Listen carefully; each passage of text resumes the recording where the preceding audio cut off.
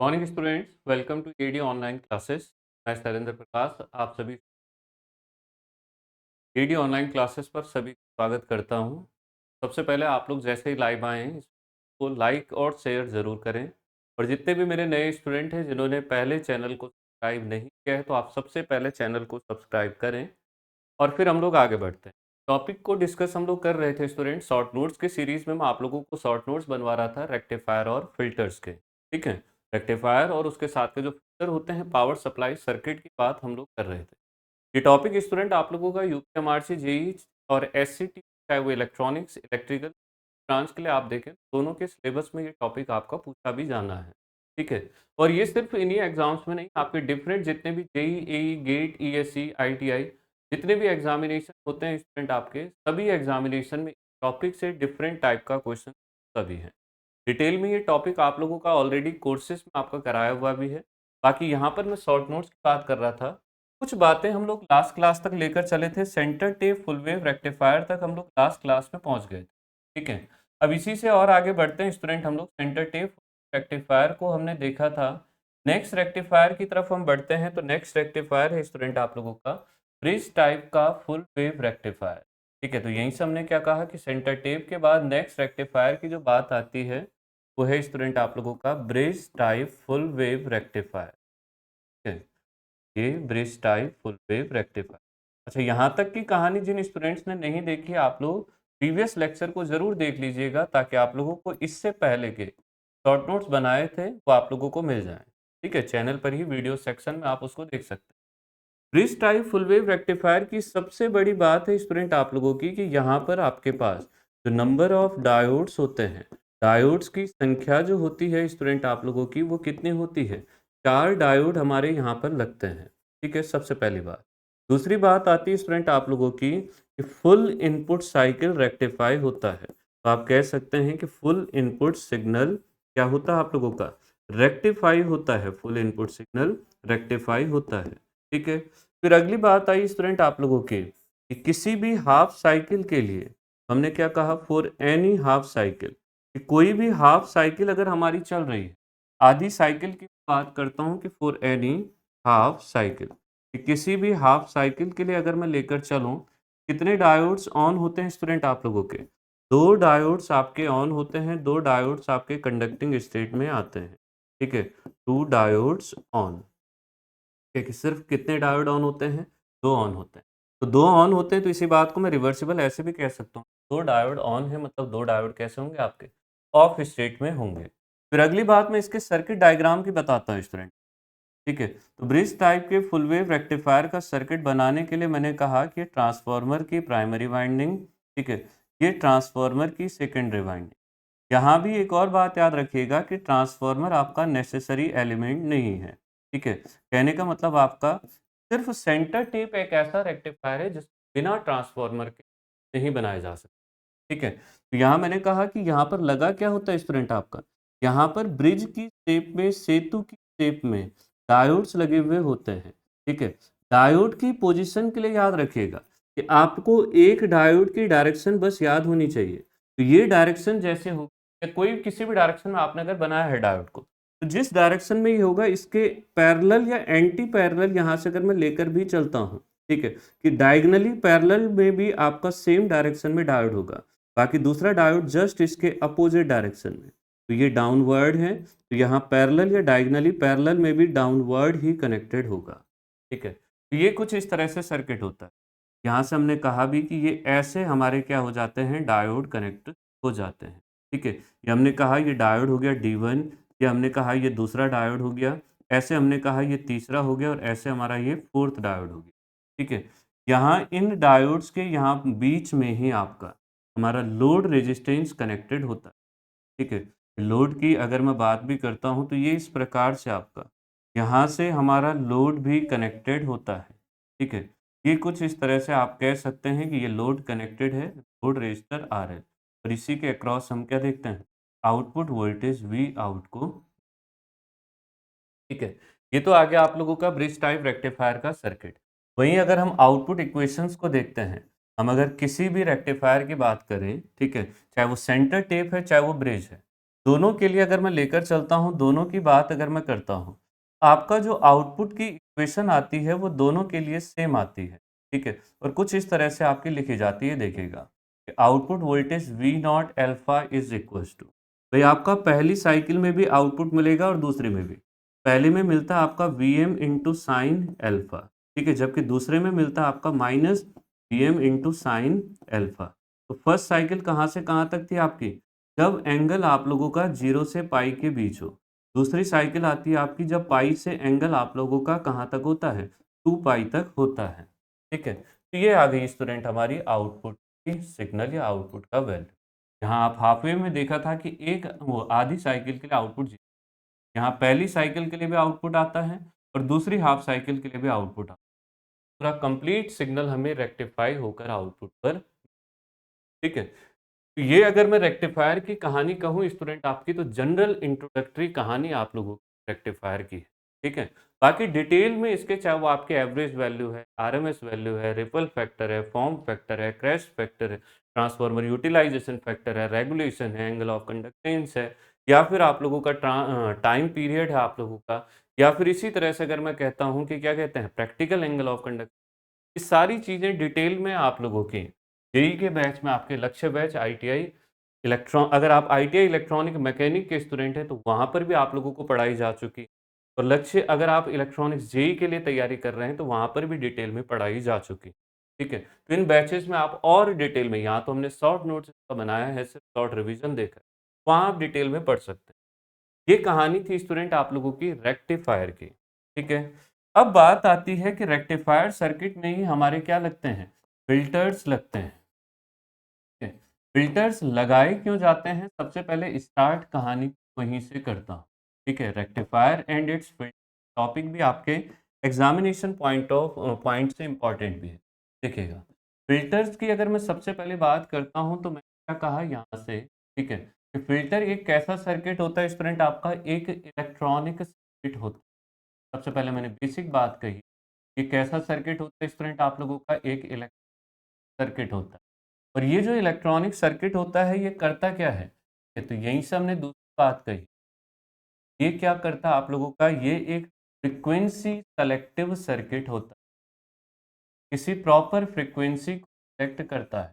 हमने क्या कहा, फ्रीक्वेंसी सेलेक्टिव सर्किट होता है। फ्रीक्वेंसी सेलेक्टिव सर्किट मतलब जो फ्रीक्वेंसी सेलेक्ट करेगा।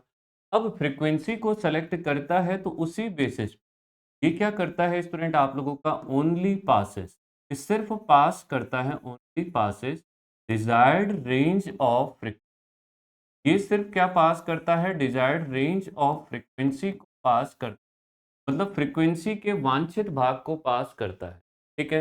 या आप इसी बात को ऐसे भी कह सकते हैं, ये सिर्फ पास क्या करता है, डिजायर्ड रेंज ऑफ फ्रीक्वेंसी, या फिर डिजायर्ड रेंज ऑफ सिग्नल भी आप कह सकते हैं, ठीक है। फ्रीक्वेंसी कहिए या सिग्नल भी आप लिख सकते हैं, ठीक है। वहीं दूसरी बात इसी से ये भी जुड़ जाती है, एंड ब्लॉक करता है आप लोगों का, and blocks the undesired part, undesired जो पार्ट होता है उसको ब्लॉक करता है, blocks the undesired part of signal या फिर फ्रीक्वेंसी, सिग्नल के वांछित भाग को पास करता है, और जो अवांछित भाग होता है जो हमें नहीं चाहिए उसको क्या कर देता है, ये ब्लॉक कर देता है, ठीक है। अगला क्वेश्चन यहीं से बनता है स्टूडेंट आप लोगों का, व्हाट आर द मेन या फिर necessary element of filter circuit, ठीक है। तो मैंने यहाँ से कहा भी कि किसी भी फिल्टर सर्किट के लिए नेसेसरी एलिमेंट्स की अगर मैं बात करता हूँ, आवश्यक एलिमेंट की अगर मैं बात करता हूँ, तो आपको याद रखना है एल, ठीक है, या फिर सी,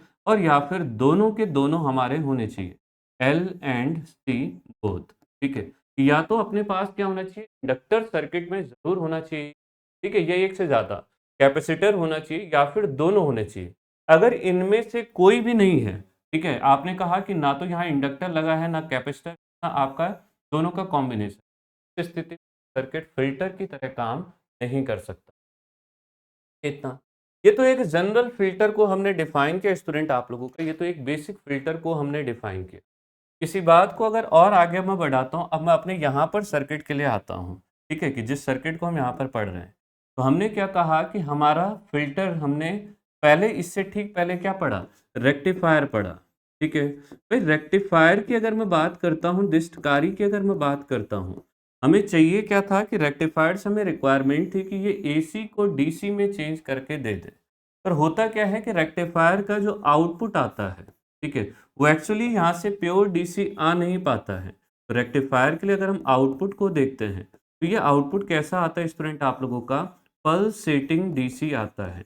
पल्सेटिंग डीसी कहने का मतलब आप लोगों का एक ऐसा डीसी सिग्नल जिसमें पल्सेस होंगे, रिपल होंगे, या फिर आप कह सकते हैं फ्लक्चुएशंस। इन फ्लक्चुएशंस को, इन रिपल्स को, इन एसी कंपोनेंट्स को रिमूव करने के लिए ही, ठीक है, क्या लगाया जाता है? आपका फिल्टर लगाया जाता है। ठीक है, तो ये क्या करता है आप लोगों का? फिल्टर की अगर मैं बात करता हूँ, तो ये रिमूव करता है, यहाँ से हमने लिखा भी, रिमूव्स दी, ठीक है, रिपल और एसी कंपोनेंट। ठीक है, रिपल और AC component present in rectified output, present in rectified output. Rectified output में, रेक्टिफाइड आउटपुट में जो आप लोगों के क्या होते हैं, रिपल या एसी कंपोनेंट होते हैं, उनको रिमूव करने का ये काम करते हैं। ध्यान से देखिएगा कि फिल्टर सर्किट हमारा क्या करता है। फिल्टर की अगर मैं जनरल बात भी करता हूँ, फिल्टर को अगर हम जनरल लेकर भी चलते हैं, तो आपके रेक्टिफाइड सिग्नल में जो एसी कंपोनेंट है उनको रिमूव करने का काम करता है। एक और इम्पॉर्टेंट क्वेश्चन रेक्टिफाइड सर्किट का रह गया था, तो उसको भी मैं लिखा देता हूँ। ठीक है, वो है इस तरह आपका कि आपके पास पूछता भी है कि कौन सा रेक्टिफायर सर्किट सबसे ज़्यादा यूज होता है। ठीक है, तो फुल वेव रेक्टिफायर में कौन सा आपका? Bridge type full wave rectifier. याद भी रखें, सेतु प्रकार का full wave rectifier, bridge full wave rectifier used most widely, सबसे ज़्यादा प्रयोग होने वाला, मोस्ट वाइडली सबसे ज़्यादा जो प्रयोग होता है वो कौन होता है आप लोगों का? ब्रिज टाइप का रेक्टिफायर सबसे ज़्यादा यूज। और ऐसा क्यों होता है? क्योंकि इसका फिल्टर सर्किट होता है। ठीक है, चलिए अब देखिए, यहीं से मैंने क्या कहा, फिल्टर्स में हम लोग चल रहे थे, तो ये क्या कर रहा है? आपके रिपल या एसी कंपोनेंट को रिमूव करने का काम करता है। ये तो एक बात आ गई। अगली बात पर अगर हम बढ़ते हैं स्टूडेंट, नेक्स्ट बात को अगर हम यहीं से देखें, हमने कहा कि कितने टाइप्स के फिल्टर होते हैं। ठीक है, तो यहाँ से बात आई आप लोगों की कि फिल्टर के टाइप्स को अगर हम लेकर चलें, फिल्टर के प्रकार को अगर हम देखते हैं, तो डिफरेंट टाइप के फिल्टर्स को अगर हम देखते हैं, एक एक करके लेकर चलते हैं। सबसे पहला हमने कहा कि फर्स्ट अगर मैं यहाँ से देखूँ, तो पहला फिल्टर है स्टूडेंट आप लोगों का सीरीज इंडक्टर फिल्टर। ठीक है, ध्यान से देखिएगा, ये हमने क्या कहा? Series inductor filter. सबसे पहला जो फिल्टर आता है वो है आपका सीरीज इंडक्टर फिल्टर। ठीक है, फिर यहीं से, अच्छा, सीरीज इंडक्टर फिल्टर जब लिख दिया, इसी को इलेबोरेट कर देता हूं कि आपका रेक्टिफायर के बाद सीरीज इंडक्टर कहने का मतलब हमारा कि इंडक्टर ऐसे सीरीज में लगेगा।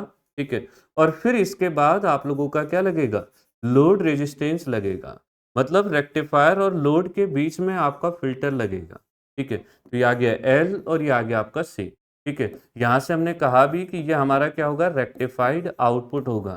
ठीक है, फिर यहाँ आपका लोड लग गया, ये क्या आ गया? आपका लोड रेजिस्टेंस आर एल आ गया।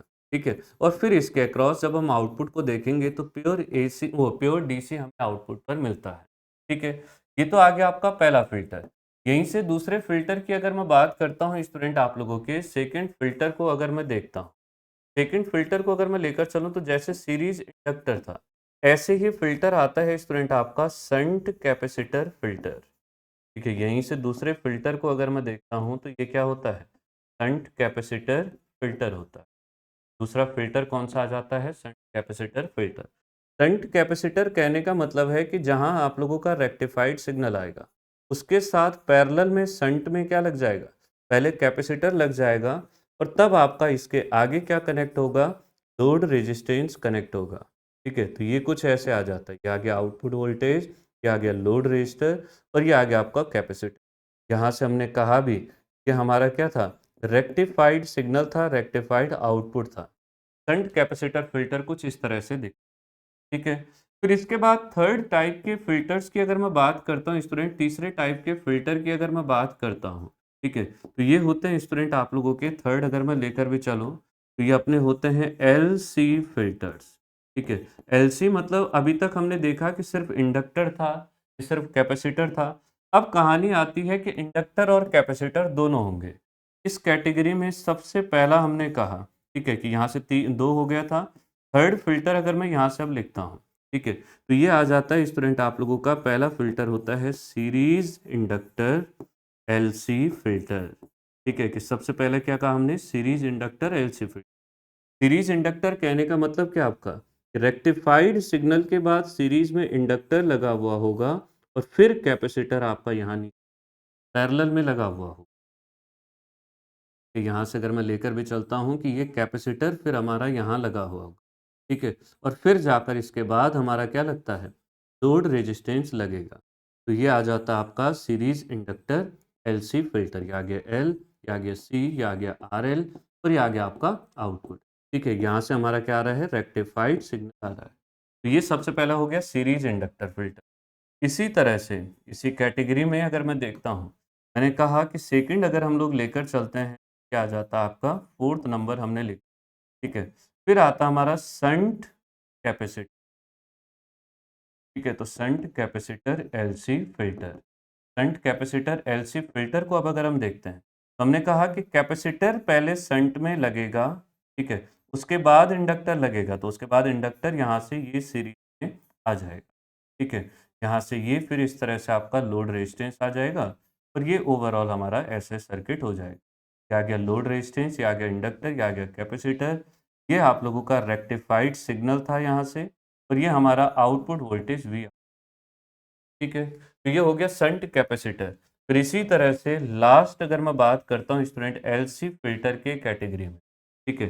तो ये आता है स्टूडेंट आपका फिफ्थ, अगर मैं यहाँ से देखूँगी, तो हमने यहाँ से क्या कहा स्टूडेंट आपका, क्या आता है सीएलसी फ़िल्टर, ठीक है? यहाँ से हमने क्या कहा, सीएलसी, या फिर इसी को क्या कहते हैं स्टूडेंट आपका, पाई फ़िल्टर भी कहते हैं। सीएलसी फ़िल्टर या फिर पाई फ़िल्टर।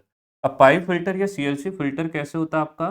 पहले हमने क्या कहा, सी है, तो सी है तो इसका मतलब आपका पहले कैपेसिटर कैसे लगता है आप लोगों का, पैरेलल में लगता है। सबसे पहले कैपेसिटर लगा हुआ होगा, ठीक है?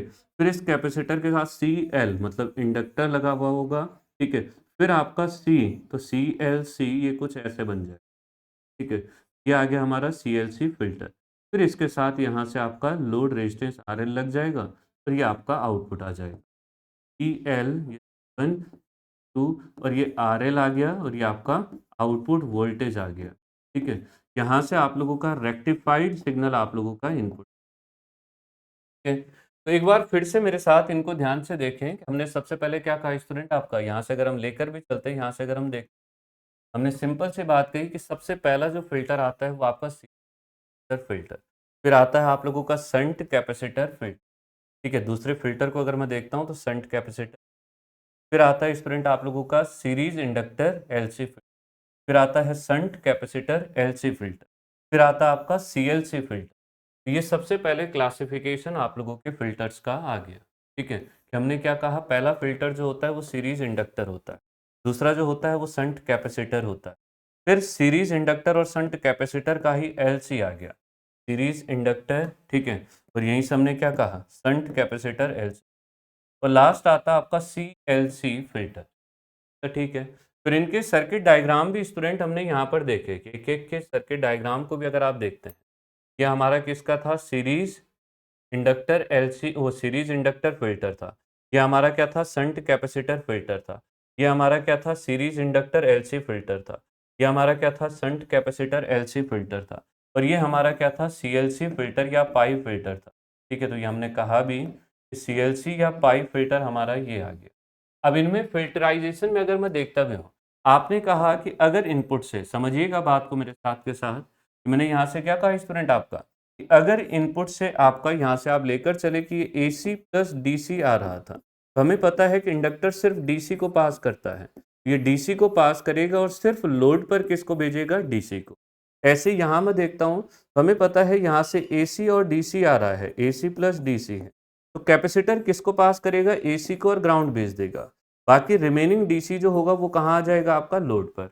ऐसे यहाँ देखोगे तो यहाँ से डीसी पास होगा, अगर कुछ फिर भी एसी रह जाता है तो वो ग्राउंड चले जाएगा। तो लोड पर सिर्फ क्या आएगा, आपका प्योर डीसी आएगा। फिर ऐसे यहाँ भी था, कि कुछ एसी आपका नीचे चले जाएगा, फिर भी कुछ बचता है तो यहाँ से रुक जाएगा और लोड पर फिर हमारा क्या आ जाएगा डीसी। यहाँ तो आपके पास क्या था, पहले कुछ एसी जाएगा, ठीक है, फिर कुछ बचता है तो ब्लॉक होगा, फिर भी बचता है तो फिर एसी यहाँ से पास होकर और लोड पर सिर्फ क्या आएगा, डीसी आएगा।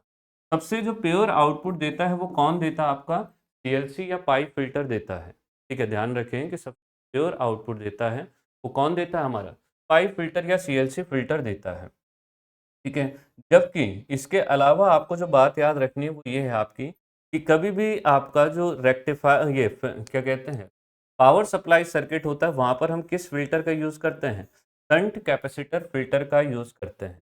और इक्वेशन फिर हमारा यहाँ से बनता भी है। शंट कैपेसिटर फ़िल्टर के रिस्पेक्टिवली, ठीक है? हमें क्वेश्चन पूछता है कि रिपल फैक्टर, ये देखिएगा, रिपल फैक्टर क्या कहा यहाँ से, रिपल फैक्टर विद फ़िल्टर, ठीक है? कि रिपल फैक्टर विद फ़िल्टर के साथ अगर हमें रिपल फैक्टर रेक्टिफायर के लिए हमें जनरल वाला यूज़ नहीं करना है, फिर हमें ये formula ripple factor R is equal to आ जाता है आप लोगों को 1/2 इन,